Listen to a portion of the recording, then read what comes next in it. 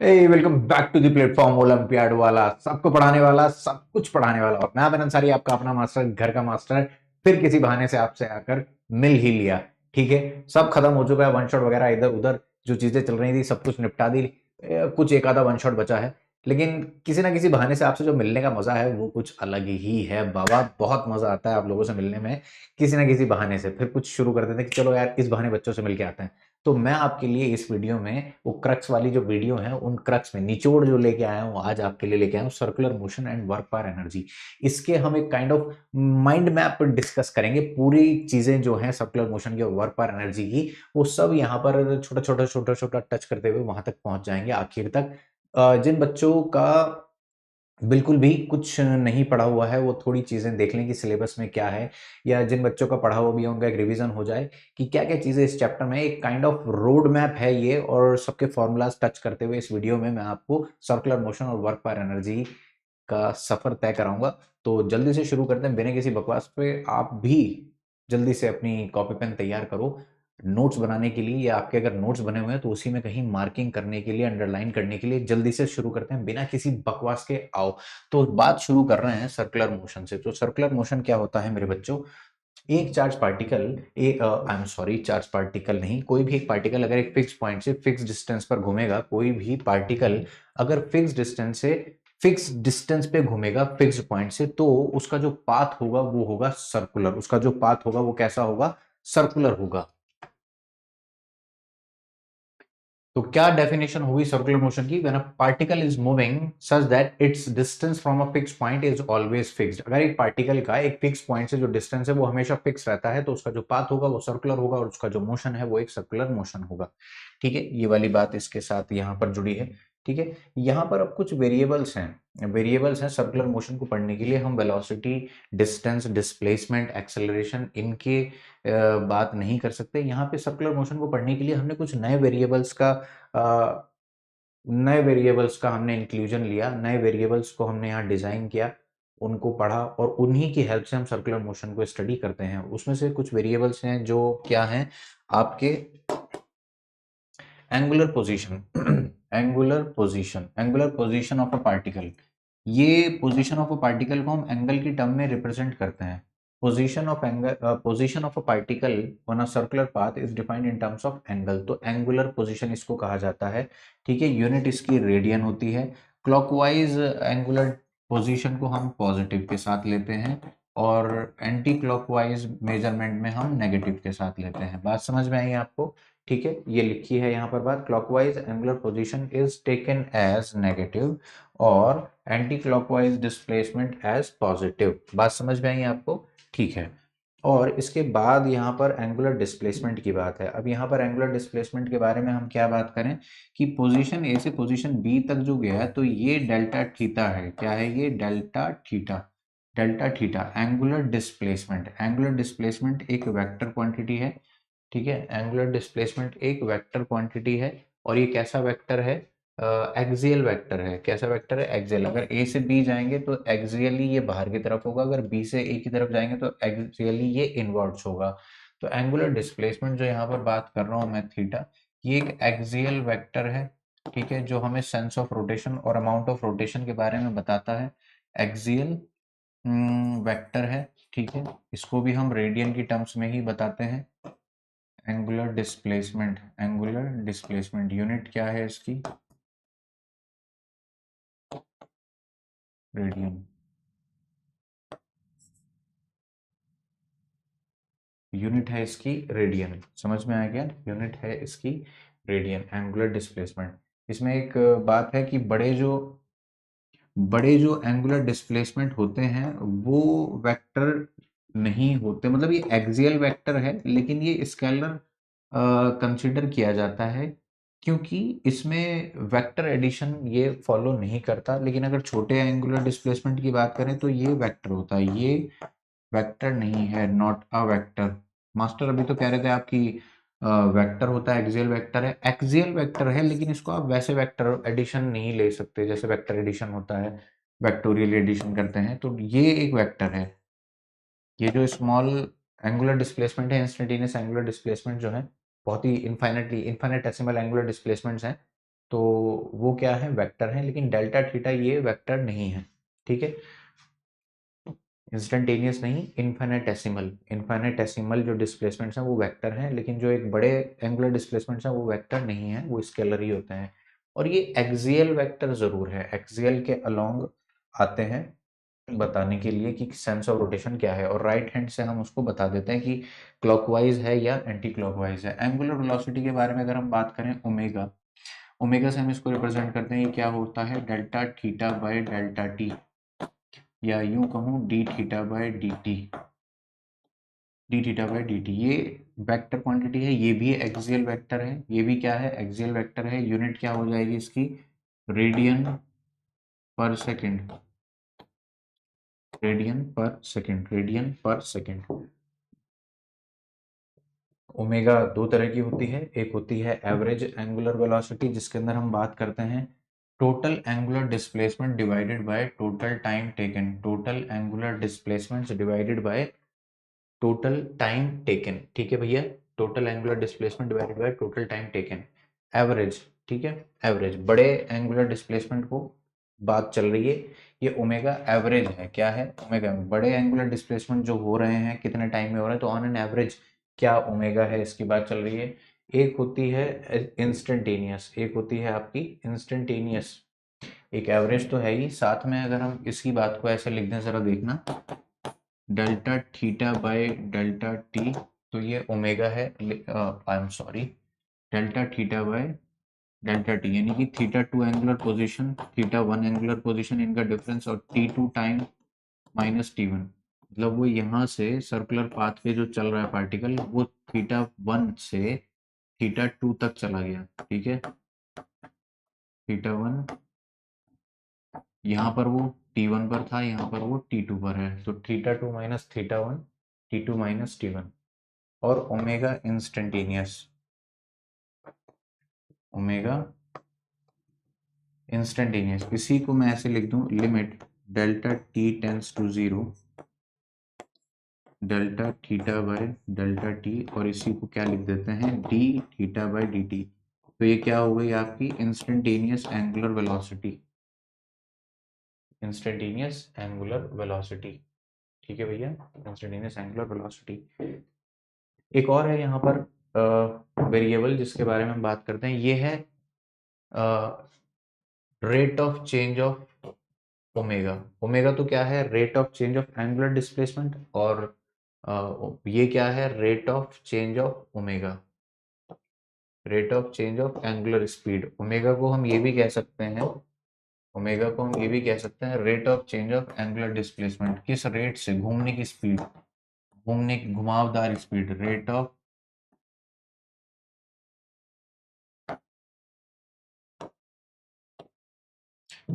Change of angular displacement.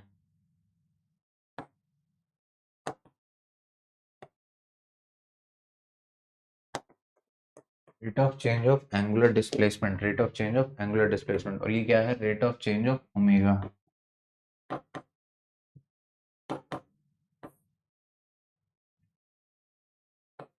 Rate of change of omega. तो alpha है ये, जिससे हम इसको डिनोट करते हैं, और ये क्या हो गया,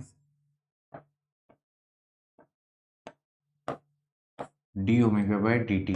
अब यहाँ पर एक अल्फा एवरेज भी आप पढ़ सकते हो, तो वो क्या है, वैसे ही जैसे आप बात करते आए हो ओमेगा की, तो ओमेगा एवरेज क्या था, theta two minus theta one, t two minus t one, ऐसे ही अल्फा एवरेज है omega two minus omega one divided by t two minus t one, ये है अल्फा एवरेज, अल्फा एवरेज। और ऐसे ही अल्फा इंस्टेंटेनियस, तो वो यही हो गया, इसी से डिफाइन कर देते हैं हम अल्फा इंस्टेंटेनियस, इसी इंस्टेंट पे अल्फा इंस्टेंटेनियस क्या आ जाएगा, limit delta T tends to zero,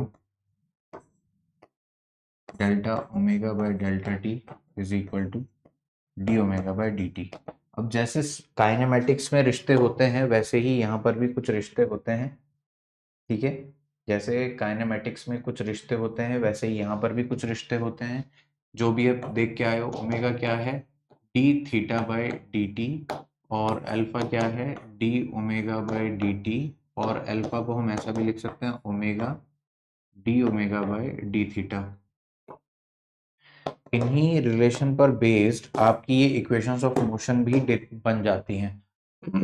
तो मैं यही आपको बता रहा था कि initial velocity u, initial angular velocity omega naught, final velocity v, final angular velocity omega, displacement s, angular displacement theta, acceleration a, angular acceleration alpha. ठीक है, तो काइंड ऑफ बिल्कुल पैरेलली चल रहे हैं, काइंड ऑफ पैरेलल है। ठीक है, दोनों एक दूसरे के पैरेलल हैं, वेरिएबल्स अलग हैं। एक बार जल्दी से बात कर लेते हैं। सीधा चल रहा है तो डिस्प्लेसमेंट की बात हो रही है, कितने टाइम में कितना चला, शॉर्टेस्ट पाथ। यहाँ पर कितने टाइम में कितना घूमा, कितना घूमा, ये एंगुलर डिस्प्लेसमेंट है। कितनी तेजी से डिस्प्लेसमेंट चेंज हो रहा है, कितनी तेजी से घूमना चेंज हो रहा है, घूमना घूमना घूमना घूमना, कितनी तेजी से घूम रहा है, ऐसी बातें। ठीक है, तो ये हो गया ही उसकी ओमेगा। अब ये जो चेंज होने की जो स्पीड है, डिस्प्लेसमेंट चेंज होने की जो बात है, ये कितनी तेजी से चेंज हो रही है, कितनी तेजी से घट रही है, ये अल्फा है। यहाँ पे जो घुमाव, ये एक्सेलरेशन है। स्पीड का चेंज होना ये एक्सेलरेशन डिफाइन करता है। यहाँ पे घुमावदार जो स्पीड है, अगर उसमें कुछ कम ज्यादा हो रही है तो ये अल्फा है। तो यही सब बातें हैं, और आपकी इक्वेशंस ऑफ मोशन जो है वो भी बिल्कुल वैसे ही डिराइव होती है। v equal to u plus A t जैसे होती है, ऐसे यहाँ पर क्या होती है, omega is equal to omega naught plus alpha theta. यहाँ पर s equal to u t plus half a t square, ऐसे ही यहाँ पर theta is equal to omega naught into t half alpha t square. और यहाँ पर v square is equal to u square plus two a S, और यहाँ पर ये क्या हो गया, omega square is equal to omega naught square plus two alpha theta. यहाँ पर ये displacement covered in nth second का फॉर्मूला है। यहाँ पर u plus a by two n minus one, और यहाँ पर भी ये displacement, angular displacement covered in nth second, omega naught plus alpha by two n minus one. यहाँ पर ये एवरेजली बात करने के लिए, average speed into time, average angular velocity into time, तो बिल्कुल पैरेलल यहाँ पर आपके पास रिलेशन बनते हैं सर्कुलर मोशन में भी। ठीक है, तो अब जो ये यहाँ पर बात हो रही है, रिलेशन बताने की बात होती है, रिलेशन इसके अंदर हम डिस्कस करते हैं। एक कौन सा रिलेशन है, कैसा रिलेशन है, लीनियर एंड एंगुलर वेलोसिटी के बीच में, relation between linear and angular velocity. तो किसी भी सर्कुलर पाथ पे जब पार्टिकल कोई चल रहा होता है, किसी भी सर्कुलर पाथ पे जब पार्टिकल कोई चल रहा होता है, तो ये लेंथ ऑफ आर्क होती है आर थीटा, ये लेंथ ऑफ आर्क होती है आर थीटा। तो जब मैं इसको डिफ्रेंशिएट करूंगा तो D L by D t, और आर तो कांस्टेंट है, ये क्या हो गया, D theta by D t. तो ये है स्पीड v, और ये r, और ये ओमेगा। तो linear speed is equal to r omega, v is equal to r omega, v is equal to r omega, v is equal to r omega. और अगर वेक्टर रिलेशन की बात आ जाए तो v vector is equal to omega vector cross r vector, omega vector cross r vector, omega vector cross r vector, omega vector cross r vector. v vector is equal to omega vector cross r vector. बात समझ में आई आपको?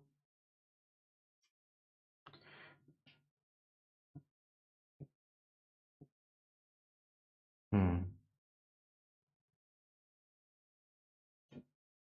अब हम ये देखें कि circular motion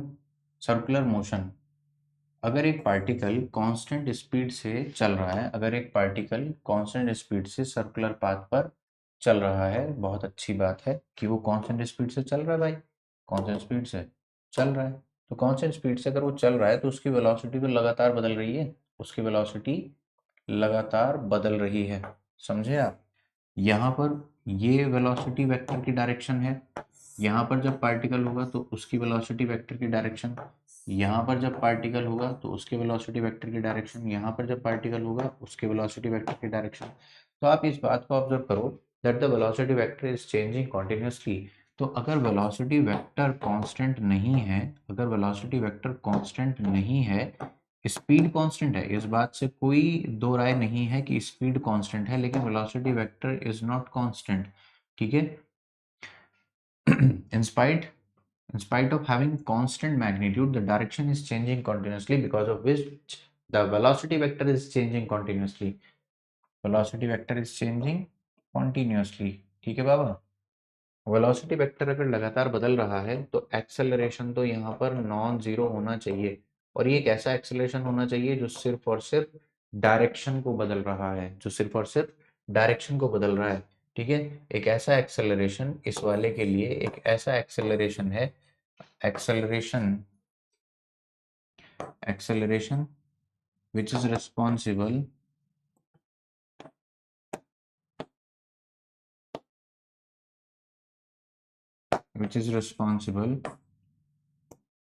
for the change in direction of motion, acceleration which is responsible for the change in direction of motion, और ऐसे एक्सेलरेशन को मैं कहता हूं सेंट्रीपिटल एक्सेलरेशन। कौन सा एक्सेलरेशन? Centripetal acceleration. एक ऐसा एक्सेलरेशन जो सिर्फ और सिर्फ डायरेक्शन को चेंज करता है, change direction of motion, changes direction of motion, changes direction of motion, changes direction of motion. Speed को घटाता बढ़ाता नहीं, ठीक है। Do not change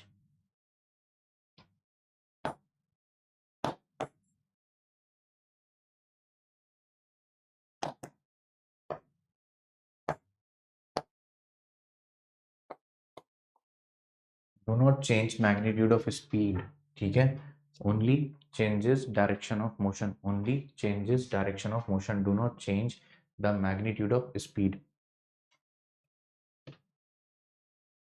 do not change the direction of motion. तो बाबा यहाँ पर डायरेक्शन की बात अगर करें तो डायरेक्शन कॉन्टिन्यूसली चेंज हो रही है, लेकिन स्पीड का मैग्नीट्यूड नहीं बदल रहा है, और ऐसा एक्सेलरेशन जो कोई है वो है सेंट्रीपिटल एक्सेलरेशन। इसका फॉर्मूला हम देखते हैं, प्रूव भी करते हैं। तो इसका क्या होता है, v square by r, r ये रेडियस है, और इसकी डायरेक्शन कहाँ होती है, हमेशा सेंटर की तरफ, towards the centre, always always towards the centre, always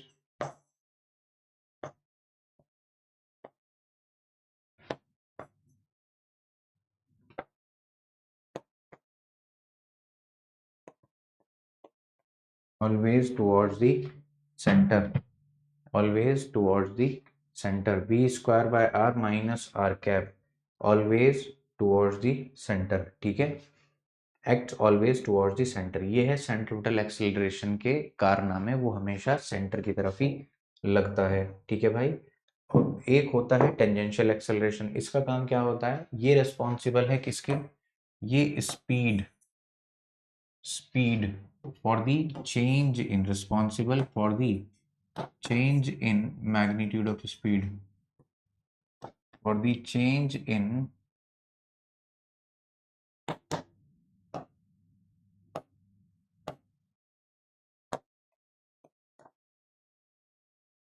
for the change in magnitude of speed, for the change in magnitude of speed,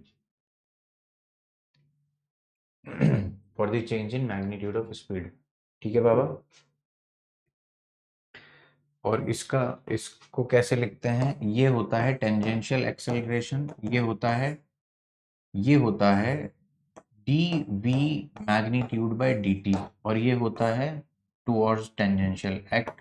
direction इसकी कहाँ है, टेंजेंशियल के डायरेक्शन में, tangentially,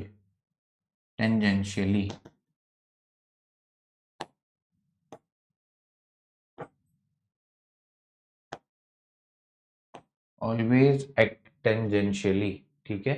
80 rate of change of speed, rate of change of speed,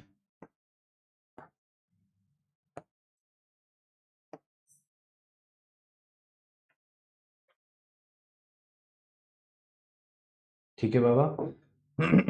तो बाबा अब अगर resultant की बात करें, या आपको एक छोटा सा ओवरव्यू दिखाऊं, तो बाबा जो ये सर्कुलर पाथ पे पार्टिकल चल रहा है, अगर ये कांस्टेंट स्पीड से चल रहा है, कैसे चल रहा है, कांस्टेंट स्पीड से चल रहा है, तो इसके पास सिर्फ और सिर्फ एक ही एक्सेलरेशन है, और वो कहाँ है, टुवर्ड्स दी सेंटर, ये है सेंट्रिपिटल एक्सेलरेशन और ये कौन है, सेंटर।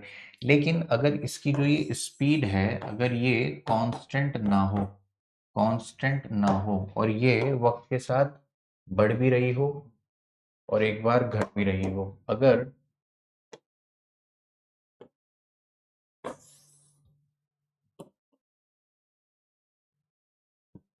अगर ये v का मैग्नीट्यूड और ये डिक्रीजिंग है, कैसी है, डिक्रीजिंग, तो यहाँ पर 80 कहाँ आ जाएगा, नीचे की तरफ आ जाएगा। और यहाँ पर अगर ये कैसी है, इंक्रीजिंग, ठीक है, कैसी है, इंक्रीजिंग, तो इधर की डायरेक्शन में ही कौन आ जाएगा, 80 आ जाएगा और रिजल्टेंट अब यहाँ आएगा। तो नेट एक्सेलरेशन ये है, नेट एक्सेलरेशन ये है, कब, जब डिक्रीजिंग है, ठीक है, और घूम ऐसे ही रहा है, ठीक है, घूम ऐसे ही रहा है।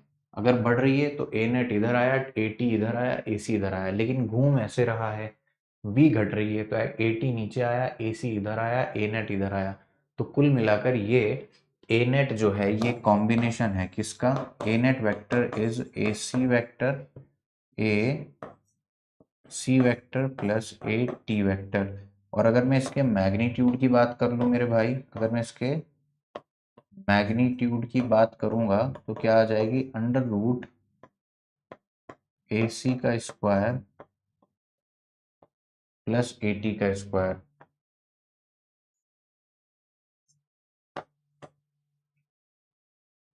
लिखा है नेक्स्ट पेज पे, ए सी का स्क्वायर प्लस ए टी का स्क्वायर, तो ये क्या आ जाता है, रिजल्टेंट एक्सेलरेशन आ जाता है, resultant acceleration.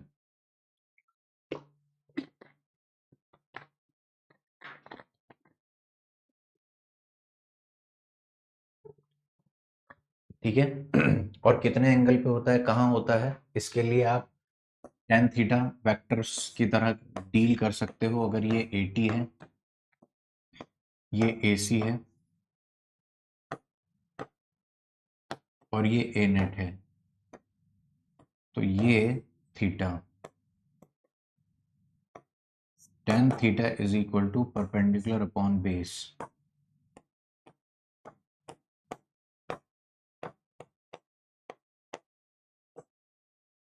tan inverse of a c by a t, ये आ जाता है। ठीक है, तो नेक्स्ट हम बात करेंगे,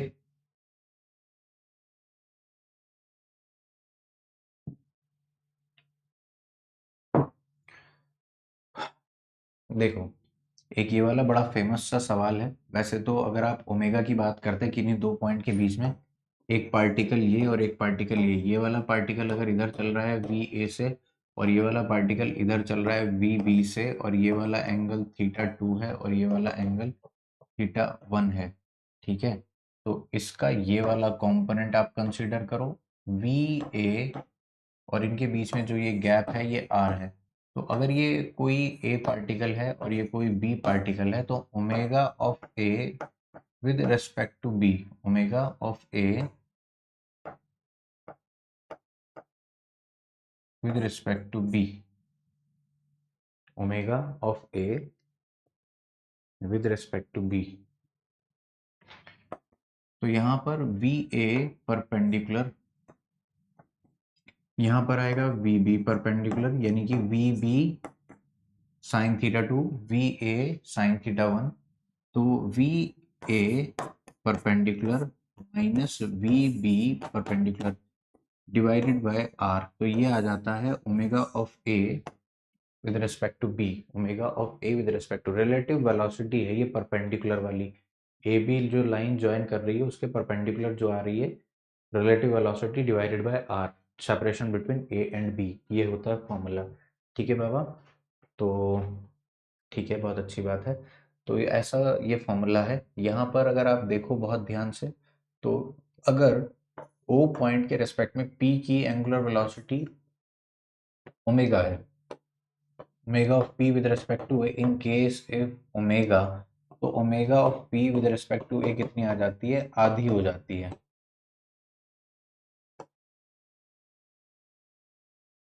आई एम सॉरी। ठीक है बाबा, समझ में आया आपको।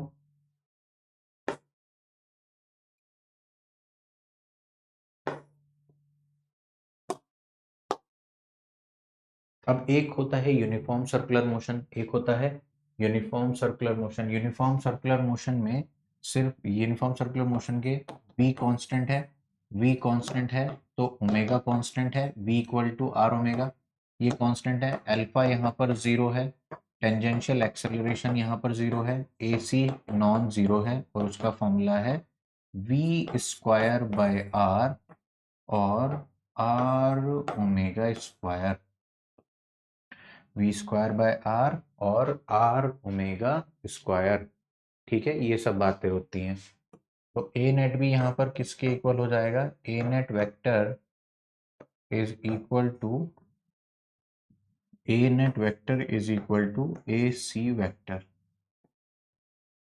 ए net vector is equal to A C vector. ठीक है, एक होता है नॉन यूनिफॉर्म सर्कुलर मोशन, एक होता है नॉन यूनिफॉर्म सर्कुलर मोशन। तो नॉन यूनिफॉर्म सर्कुलर मोशन को हम डिस्कस कर लेते हैं। ठीक है, नॉन यूनिफॉर्म सर्कुलर मोशन में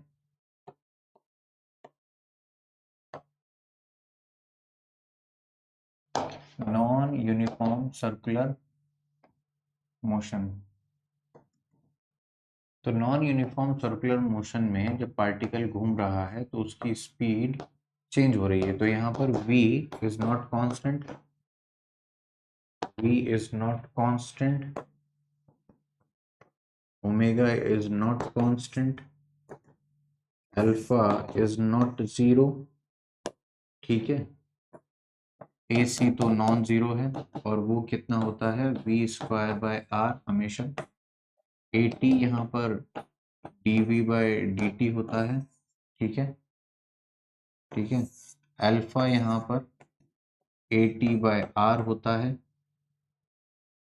ए टी बाय आर, अल्फा और ए टी में एक रिश्ता है। ठीक है, और यहाँ पर किसकी बात हो जाती है, तो ए नेट बिल्कुल वैसे ही जैसा अभी पीछे तक आप लिखते आए थे, तो A C vector, A T vector, A C vector, A T vector, A C vector, A T vector.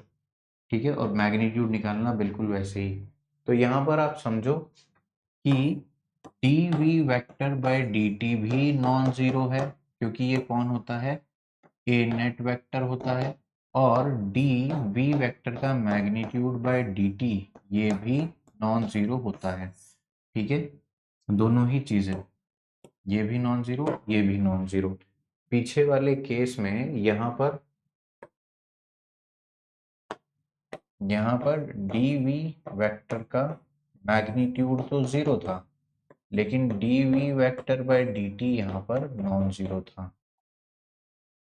ठीक है बाबू,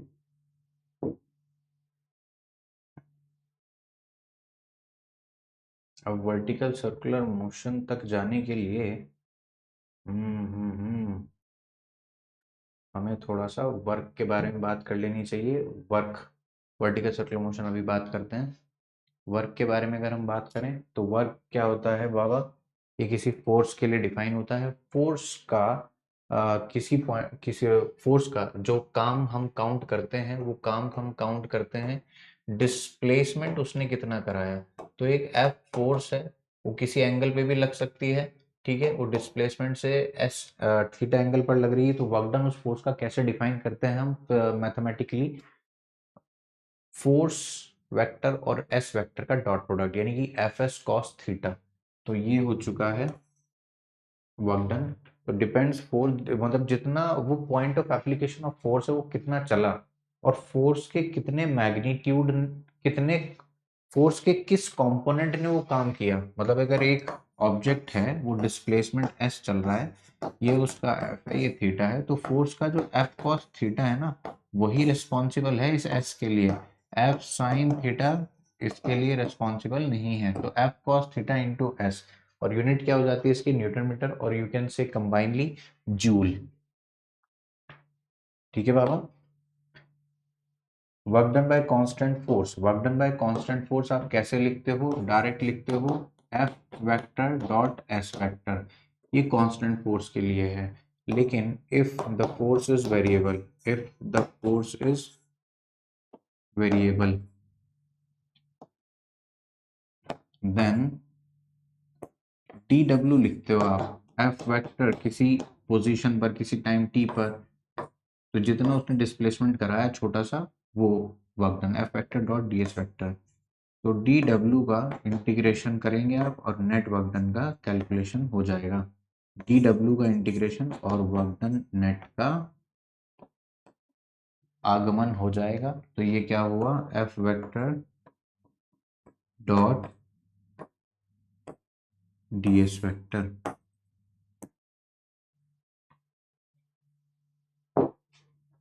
फोर्स पोजीशन पे डिपेंडेंट भी हो सकती है, work done by variable force, work done by variable force है ये। तो सबसे पहले आप क्या लिखोगे, वही अभी मैंने उधर लिख दिया ये, ठीक है। और उसके बाद क्या करोगे, इंटीग्रेशन डी डब्ल्यू का, तो यहाँ से आपको क्या मिलेगा, वर्क डन नेट।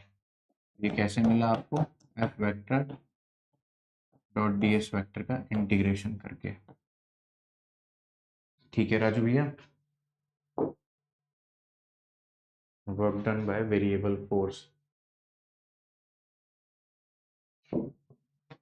यहाँ पर मैं लिखना चाहता हूँ, दिस फोर्स एफ में be position dependent, this f vector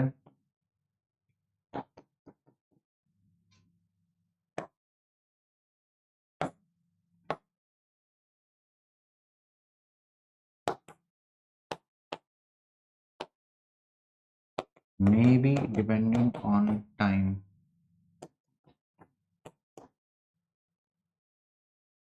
may be dependent on position, may be dependent on time।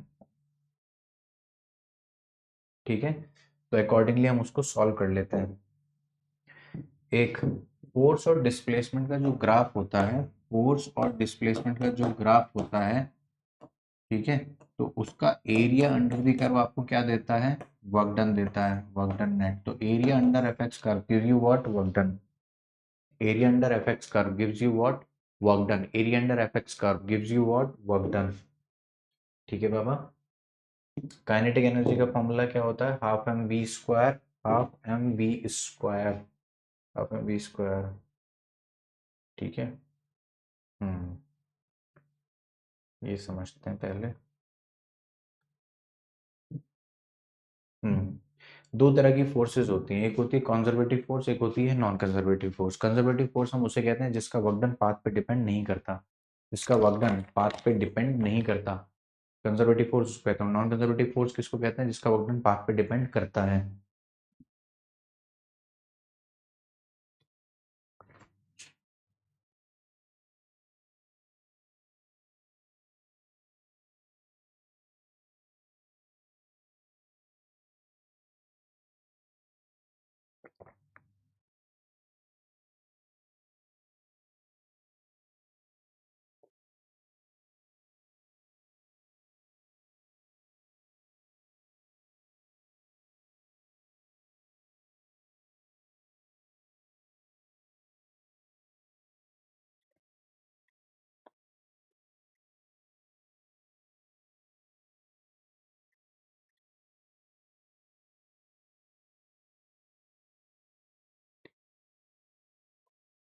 ठीक है, तो वर्कडन जो पाथ पे डिपेंड करे, जिस फोर्स के लिए पाथ पे डिपेंड कर रहा हो वर्कडन,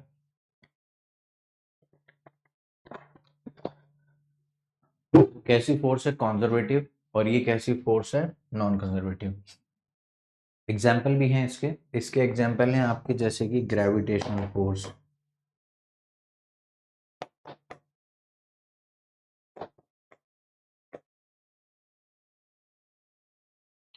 ग्रेविटेशनल फोर्स, और कौन सी फोर्स है, स्प्रिंग फोर्स, और एक कौन सी फोर्स है, ग्रेविटेशनल फोर्स, स्प्रिंग फोर्स, और एक कौन सी फोर्स है, इलेक्ट्रिक फोर्स, इलेक्ट्रिक यानी कि कूलम्बिक फोर्स।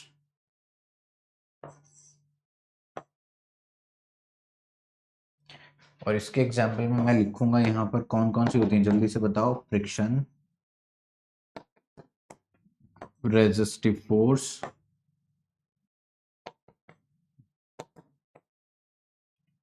रेजिस्टिव फोर्सेस जितनी भी हैं, वेलोसिटी डिपेंडेंट फोर्सेस,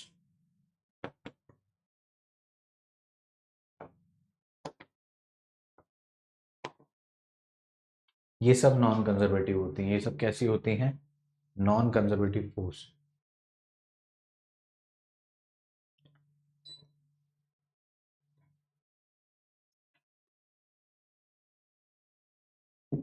लिखा है यहाँ पे। तो कंजर्वेटिव फोर्स के लिए अगर एक कंप्लीट क्लोज लूप पाथ है, अगर उसमें पार्टिकल चल रहा है, तो उसके लिए हम वर्क डन क्या कहते हैं? जीरो। नॉन कंजर्वेटिव फोर्स के लिए जीरो नहीं होता। एक फ्रिक्शन अगर एक पार्टिकल इस पाथ में चल रहा है और अगर वहां पर फ्रिक्शन फोर्स एग्जिस्ट करती है, तो मैं आपको बताना चाहता हूँ कि बाबा फ्रिक्शन का वर्क डन तो कभी जीरो हो ही नहीं सकता, वो कितना भी क्लोज लूप में चले। लेकिन अगर हम ग्रेविटेशनल फोर्स की बात करें, स्प्रिंग की बात करें या कोलम्बिक फोर्स की बात करें, ये क्लोज लूप में अगर पार्टिकल को लेकर चल रही हैं, तो इनका वर्क डन जीरो आ जाता है। इनका वर्क डन क्या आ जाता है? जीरो। समझे आप? Condition for conservative force. देखो, कंडीशन फॉर कंजर्वेटिव फोर्स आपको एक बात बताई थी कि कर्ल जीरो होना चाहिए। ठीक है, यही कंडीशन है कि बस पाथ इंडिपेंडेंट, पाथ अलग अलग करके भी देखो आप, वर्क डन सेम आना चाहिए। वर्क डन सेम आना चाहिए। Path one, part two, part three, किसी से भी जाए, ए से बी तक जाने में सिर्फ इनिशियल और फाइनल पोजीशन के बीच का फर्क पड़ना चाहिए। समझ में आई बात? इससे ज्यादा और कुछ भी नहीं। तो अगर ये वाली फोर्स की हम बात कर रहे हैं और ये पाथ पर डिपेंड कर रही है, तो ये कैसी होगी? कंजर्वेटिव। समझ में आया आपको? तो इसमें देखो जरा, पोजीशन का इन्वॉल्वमेंट देखो। पोजीशन, इनिशियल पोजीशन और फाइनल पोजीशन, इनिशियल पोजीशन और फाइनल पोजीशन को देखो। इनिशियल पोजीशन और फाइनल पोजीशन को देखो, अगर सिर्फ इन्हीं पर डिपेंड कर रही है तो क्या बोलूं? कंजर्वेटिव। ठीक है। पोटेंशियल एनर्जी का एक कॉन्सेप्ट है। पोटेंशियल एनर्जी एक चीज होती है। तो पोटेंशियल एनर्जी क्या होती है? दो तरह की एनर्जी है। एक तो कौन होती है? Kinetic energy, half m v square. ठीक है बाबा। और एक क्या होती है? दो तरह की एनर्जी है। एक तो कौन होगी? काइनेटिक एनर्जी, बोले तो half m v square, half m v square. और एक होती है पोटेंशियल एनर्जी। ये तो किसकी वजह से है? Due to motion. Due to motion. ये वाली एनर्जी किसकी वजह से है? Due to motion. और ये वाली एनर्जी किसकी वजह से है? Due to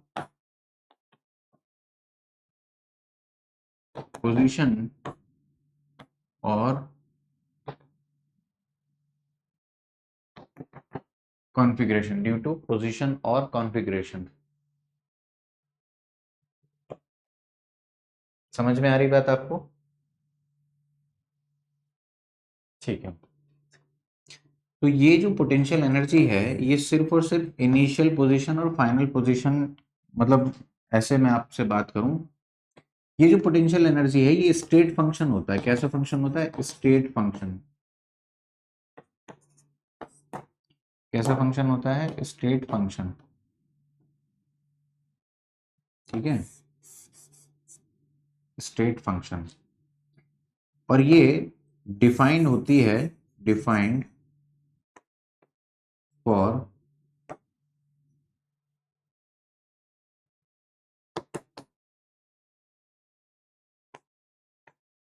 conservative forces. Defined for conservative forces. ठीक है। ये भी पाथ से इंडिपेंडेंट है। उस पॉइंट पर जो आप पहुंचे, तो बस कैसे पहुंचे उस बात पे पोटेंशियल एनर्जी डिफाइन करती है। समझे आप? तो work done by conservative force और चेंज इन पोटेंशियल एनर्जी में एक बहुत गहरा रिश्ता है। वो ये है कि work done by conservative force, work done by conservative force is equal to minus delta u. Work done by conservative force is equal to minus delta u. Work done by conservative force is equal to minus delta u. Work done by conservative force is equal to minus delta u. ठीक है। तो if we represent potential energy of the block by u, ठीक है, और ये block है, ए point से B तक जा रहा है, यहाँ इसकी पोटेंशियल एनर्जी है यू ए और यहाँ इसकी पोटेंशियल एनर्जी है यू बी। ठीक है। तो कंजर्वेटिव फोर्स का जितना वर्क डन रहा होगा इसको ए पॉइंट से बी तक ले जाने में, वो यही होगा minus times of U B minus U A.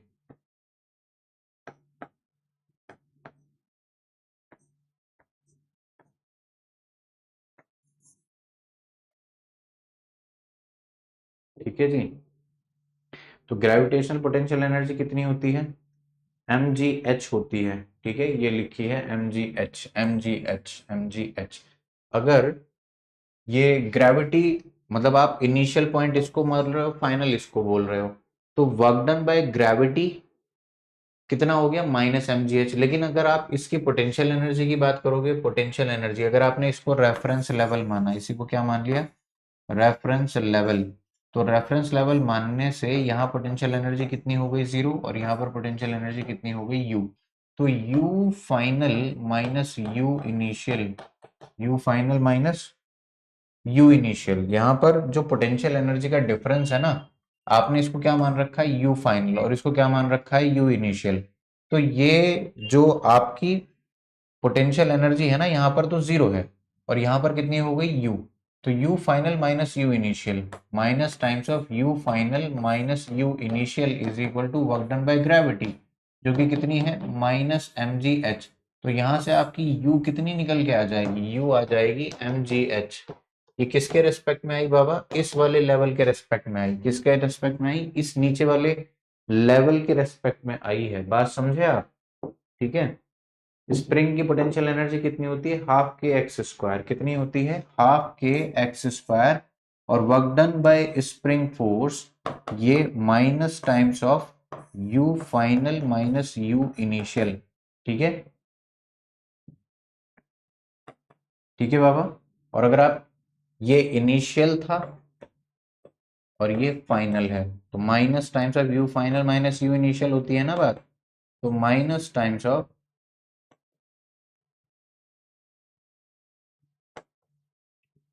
You initial minus you final बन जाएगा। ठीक है। तो स्प्रिंग की पोटेंशियल एनर्जी कितनी हो जाएगी? हाफ के एक्स स्क्वायर। कितनी हो जाएगी? हाफ के X square. Total mechanical energy की अगर मैं बात करूं तो वो क्या होती है?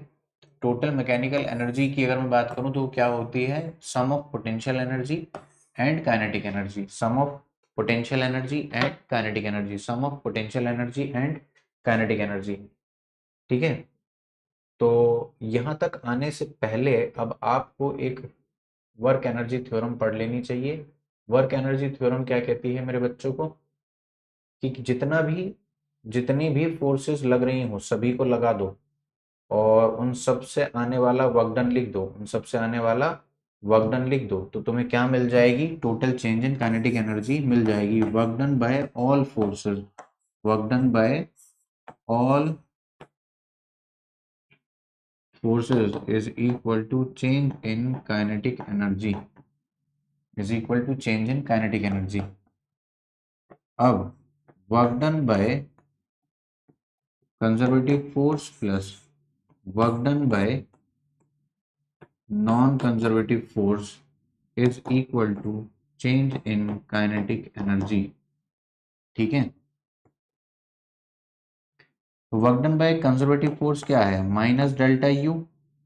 और ये क्या है? Work done by non conservative force. Work done by non conservative force is equal to delta के।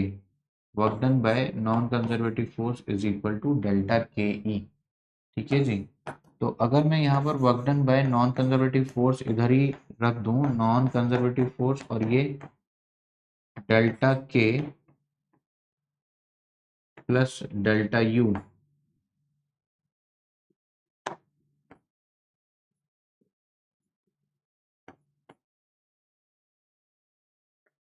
तो ये अब आप समझना कि ये बात जो आई है, अगर यहाँ पर नॉन कंजर्वेटिव फोर्स ही ना रहे, if there is no non conservative force, तो डेल्टा के प्लस डेल्टा यू हमेशा कंजर्व नहीं होता। अगर नॉन कंजर्वेटिव फोर्स है तो ये सम कभी भी कांस्टेंट नहीं रहेगा। तो मैं यहाँ आपसे कहना चाहता हूँ कि अगर नॉन कंजर्वेटिव फोर्स है ही नहीं, if there is no non conservative force, if there is no non conservative force, तो work done by non conservative force zero होगा और डेल्टा के plus delta U equal to zero होगा। ठीक है, तो ये क्या था, K final minus K initial plus U final minus you initial is equal to zero. तो इनिशियल वाले इधर ले आओ और फाइनल वाले इधर ले आओ। तो अब आप कह सकते हो कि टोटल मैकेनिकल एनर्जी कंजर्व्ड है, टोटल मैकेनिकल एनर्जी कंजर्व्ड है। समझ में आएगा, kinetic energy initial, kinetic energy final, kinetic energy initial plus potential energy initial is equal to kinetic energy final plus potential energy final. तो total mechanical energy conservation इसे कहते हैं। When there is no non conservative force is present then TME initial, total mechanical energy initial is equal to TME final. तब होती है mechanical energy conserve. समझ में आया आपको?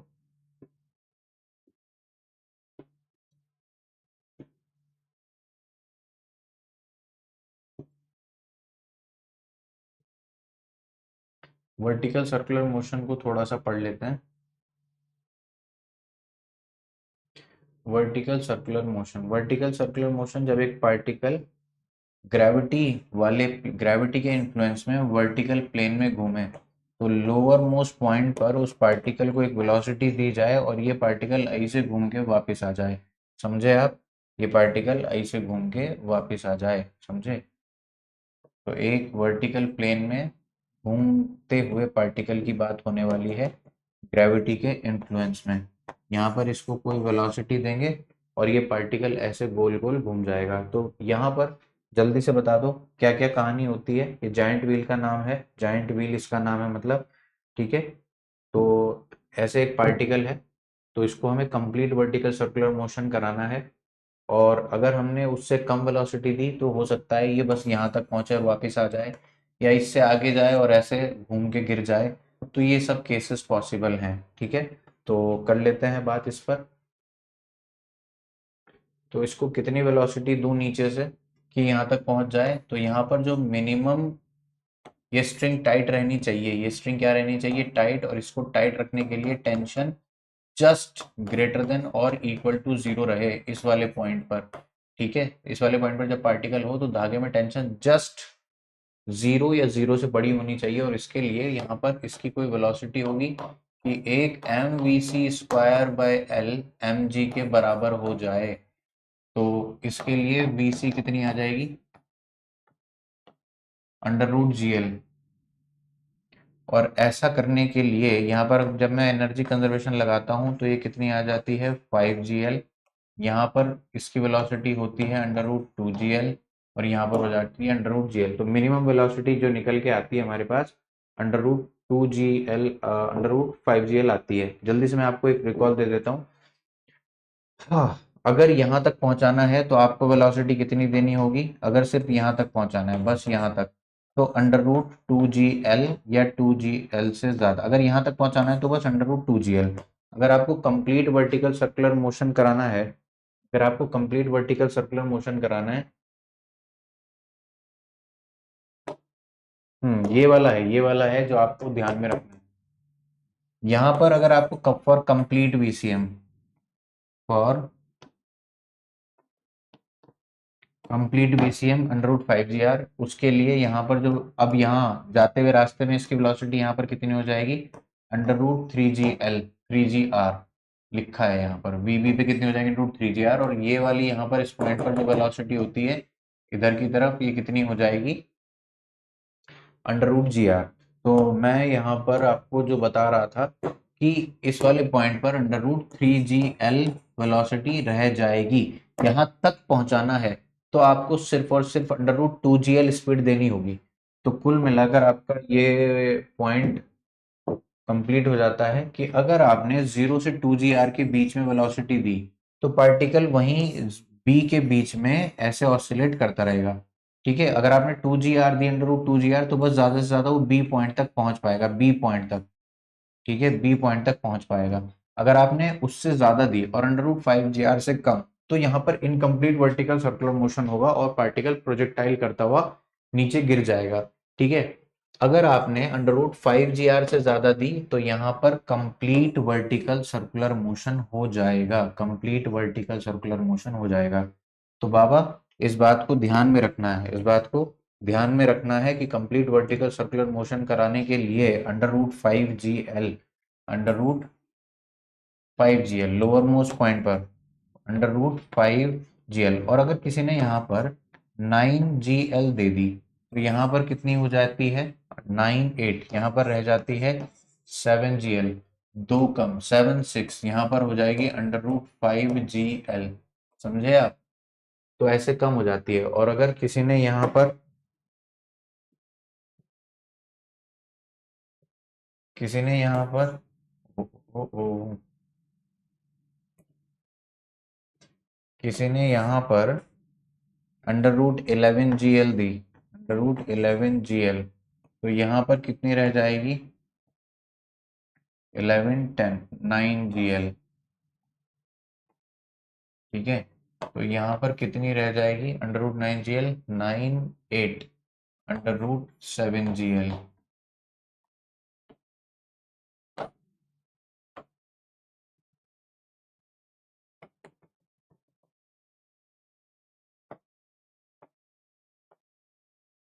ठीक है, under root 11 GL, under root 9 GL, under root 7 GL। ठीक है भैया, इतनी बातें समझ में आई हैं आपको? एक लास्ट कॉन्सेप्ट है आपका पार का। अच्छा, एक और बात, अगर रॉड वाला केस होता है, ये तो रोप वाला केस था, स्ट्रिंग वाला केस था, पेंडुलम है, कौन है ये, पेंडुलम स्ट्रिंग है।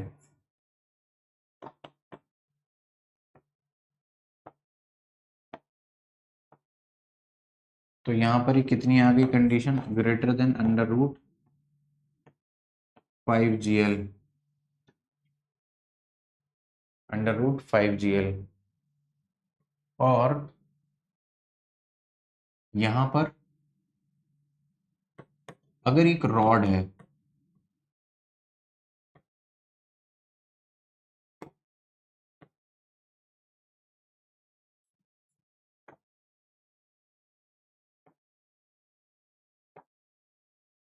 तो अगर आपको इसको कंप्लीट वर्टिकल सर्कुलर मोशन करवाना है, तो यहाँ पर जो v है वो ग्रेटर देन और equal to under root 4 GL। अगर ये रॉड है L लेंथ की, तो रॉड का केस होगा तो अंडर रूट 4 GL। और अगर ऐसा सीन हो कि एक गोला और उसके अंदर एक और गोला, और इनके बीच में कोई ब्लॉक फंसा हुआ है, इसको ऐसे सर्कुलर मोशन कराना है, वो भी अंडर रूट 4 GL या 4 GL से ज्यादा, ग्रेटर देन और equal to under root 4 GL। ठीक है बाबा? और अगर ऐसा एक रिंग है अगर एक ऐसा रिंग है और आपने पार्टिकल को यहाँ रखा हुआ है, और अब इसको इतनी वेलोसिटी देनी है कि ये अंदर ही अंदर ऐसे घूम के वापस आ जाए, तो यहाँ पर v होगी ग्रेटर देन और equal to under root 5 GL। तो मैं आपको ये बताना चाहता हूँ, जहां पर भी सर्कल छूटने का या टूटने का डर होगा, जहां पर भी सर्कल छूटने का या टूटने का डर होगा, तो वहां पर जो वेलोसिटी होगी वो ग्रेटर देन और equal to under root 5 GL होगी। और जहां पर सर्कल छूटने का डर नहीं है, जहां पर सर्कल छूटने का डर नहीं है, just like in case of this, तो ये भी ये है गैप। ठीक है, ये है गैप, यहाँ पर चलना है उसे, अंदर ही अंदर चलना है। ठीक है, समझ रहे हो? अंदर ही अंदर पार्टिकल को चलना है। ठीक है, बस उसको यहाँ चलते हुए जाना है, इसके अंदर अंदर चलना है। तो कितना होगा, अंडर रूट 4 GL रॉड का केस हो तो भी अंडर रूट 4 GL। यहाँ पे सर्कल छूटने का डर नहीं है, जहां पर भी सर्कल छूटने का डर नहीं है तो बस वहां पहुंचा दो। लेकिन अगर कोई धागे से बंधा पार्टिकल है, या ये वाला केस है कि यहाँ पर तो सर्कल छूट जाएगा भाई, यहाँ पर तो सर्कल छूट जाएगा, ये यहाँ जाके प्रोजेक्टाइल करके वापस गिर सकता है, तो ऐसे वाले केस में आपको अंडर रूट 5 GL, क्या, अंडर रूट 5 GL। तो एक कॉन्सेप्ट है आपका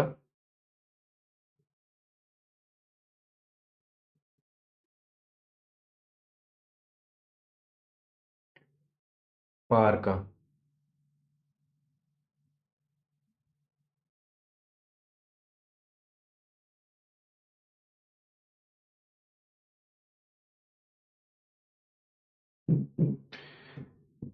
पार को कैसे डिफाइन करते हैं? Rate of doing work.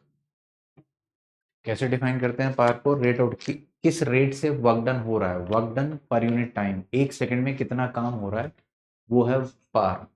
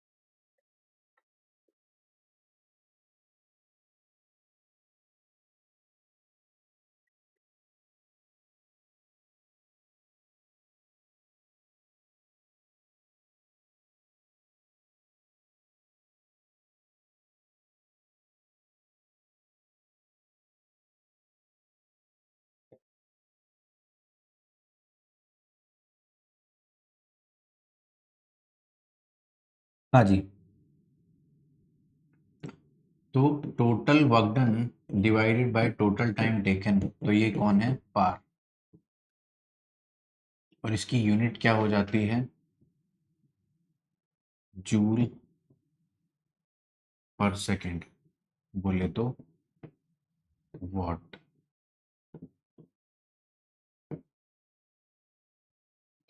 बोले तो वॉट। तो power is delivered by a force, या एक मतलब पार डिलीवर्ड बाय फोर्स कैसे डिफाइन होती है? वर्क डन क्या है? Force vector dot S vector, ये है वर्क डन। और मैं कह रहा हूं पार क्या है? D W by D T, या आपने कहा delta W by delta T, तो ये कौन सी हो गई? Power average. Power average delta W by delta T, total work done divided by total time. ठीक है, ये रहा work done in delta T time divided by delta T. ठीक है, तो average power can be defined as this for a particular time interval, एक time range के लिए, एक इंटरवल के लिए डिफाइन होती है। लेकिन अगर मैं कहूँ कि नहीं, मैं तो बहुत छोटे पीरियड के लिए बात करना चाहता हूँ, infinitely small time, infinitely small time के बीच में बात करना चाहता हूँ, तो limit delta T tends to zero, तो delta W divided by delta T, तो ये क्या हो जाता है? टी डब्ल्यू बाय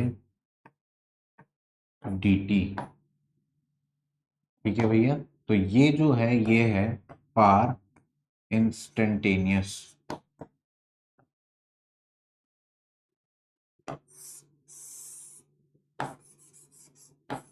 ये है power instantaneous, D W by D t.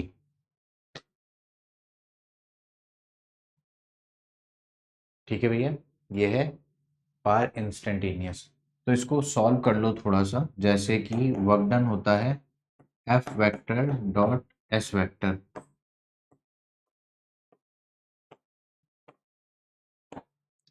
तो अगर f कांस्टेंट है, अगर f कांस्टेंट है, तो इसको मैं ds वेक्टर बाय dt, तो ये कौन हो गया? Velocity vector. तो ये क्या हो गया? f vector dot velocity vector. तो इंस्टेंटेनियस पावर आपकी क्या बन गई?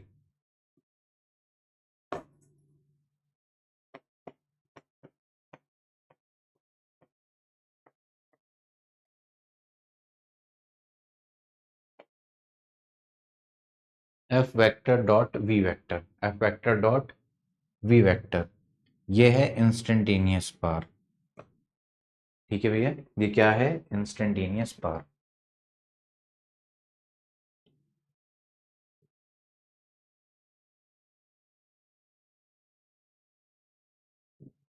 ऐसे भी बात हो सकती है अगर ज्यादा परेशान करे वो आपको। मास जैसे फोर्स है, फोर्स इंटू वेलोसिटी था, इंस्टेंटेनियस पावर, आपने इसको लिखा MAV। बात सिर्फ वेलोसिटी की टर्म में कर रहा है कि जब उसकी वेलोसिटी इतने से इतनी हो जाए, तो आपको कुछ भी नहीं करना, कुछ भी नहीं करना, इस एक्सीलरेशन को उठा के v dv by dx put कर देना है। ठीक है, तो ये क्या बन गया, देखना जरा सा, ये इसको हम कहते हैं मतलब ये जो रिलेशन है आपका पार्ट डिस्प्लेसमेंट और वेलोसिटी के साथ है। ठीक है, तो पी डी एक्स यहां पर, और ये क्या हो गया, एम वी डी वी। ठीक है, अब आप इसको भी इंटीग्रेट करो, इसको इंटीग्रेट करो, तो आपका पार डिस्प्लेसमेंट और वेलोसिटी के बीच में ये एक रिश्ता बन जाता है। ठीक है बाबा,